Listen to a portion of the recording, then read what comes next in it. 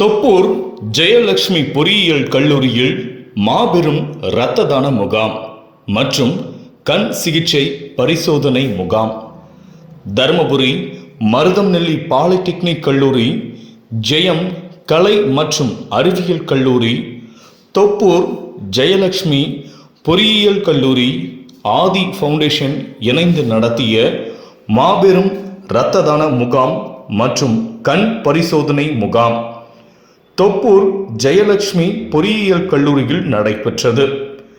இந்த முகாமிற்கு கல்வி குழுமத்தின் தலைவர் திரு கோவிந்த் அவர்கள் முன்னிலை வகித்தனர். இந்த முகாமில் 100க்கும் மேற்பட்ட மாணவ மாணவிகள் இரத்த தானம் வழங்கினர். இதனைத் தொடர்ந்து கண் பரிசோதனை முகாம் நடைபெற்றது. இந்த முகாமிற்கு தொப்பூர் கிராமத்தை சார்ந்த 100க்கும் மேற்பட்ட பொதுமக்கள் கலந்து கொண்டு பயனடைந்தனர். இதனைத் தொடர்ந்து இரத்த தானம் வழங்கிய மாணவர்களுக்கு கல்வி குழுமத்தின் தலைவர் கோவிந்த் அவர்கள் சான்றிதழ்கள் வழங்கி பாராட்டுக்களை தெரிவித்தார்.